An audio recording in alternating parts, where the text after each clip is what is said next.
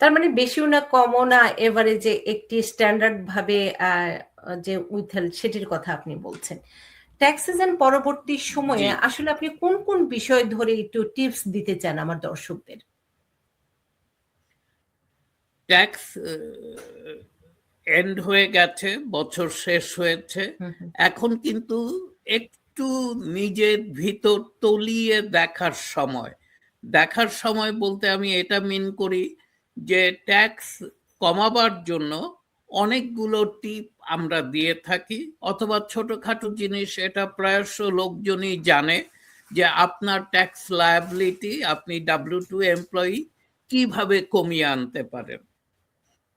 একটা আমরা বলে থাকি যে maximise your 401k, 401k K maximise করেন। যদি দেখেন যে আপনি কোনো কারণে গত বছর ম্যাক্সিমাইজ করা হয় নাই, আপনি টোটাল $20,000 401k তে রাখতে পারতেন, কিন্তু আপনি রেখেছেন $15,000, এই যে একটা ছোট গ্যাপ, এটাকে ফুলফিল করেন। এবছর যেন আপনি পুরো 401k কে ম্যাক্সিমাইজ করতে পারেন। তারপর আছে এইচএসএ কেও আপনি যদি গত বছর মিস হয়ে থাকে কিছু, সেটাকে ম্যাক্সিমাইজ করেন। এরকম অনেকগুলো টিপ আমরা দিয়ে থাকি। চ্যারিটেবল গিভিংস এর কথা বলে থাকি, মেডিকেল স্পেন্ডিং এর কথা বলে থাকি। এই অ্যাকাউন্টগুলোকে যদি ম্যাক্সিমাইজ করেন, এবং যারা মর্টগেজ ইন্টারেস্ট এবং প্রপার্টি ট্যাক্স পে করে থাকে, তারা এন্ড অফ দ্য ইয়ারে প্রপার্টি ট্যাক্স প্রিপে করতে পারে।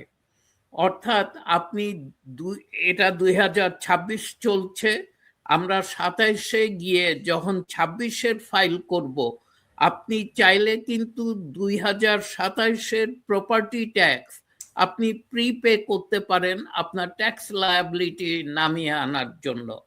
এবং আপনি যদি দেখেন যে আপনি আইটেমাইজ ফাইলিং এর একজন ক্যান্ডিডেট, আপনি আইটেমাইজ ফাইল করতে পারেন। আইটেমাইজের নাম্বারকে আরো বাড়াবার জন্য আপনি কিন্তু প্রপার্টি ট্যাক্স প্রিপে করে আপনার রিফান্ডকে বাড়িয়ে আনতে পারেন।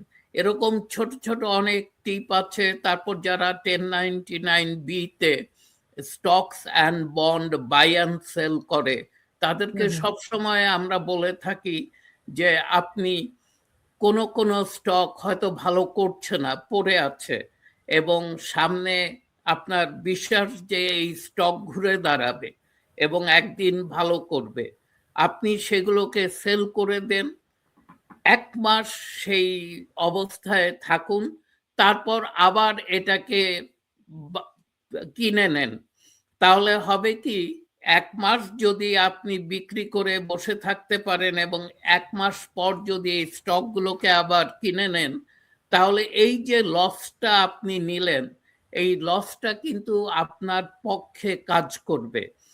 কখন আপনি $3,000 একটা ডিডাকশন ক্লেম করতে পারবেন এবং যেটাকে ক্যারি ফরওয়ার্ড করতে পারবেন এই লসটাকে।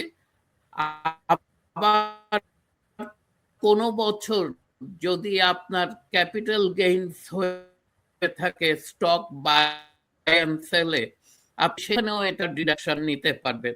এই ধরনের টিপগুলো নিয়ে কাজ সময় কিন্তু এখন বছর শেষ হওয়ার পরে না,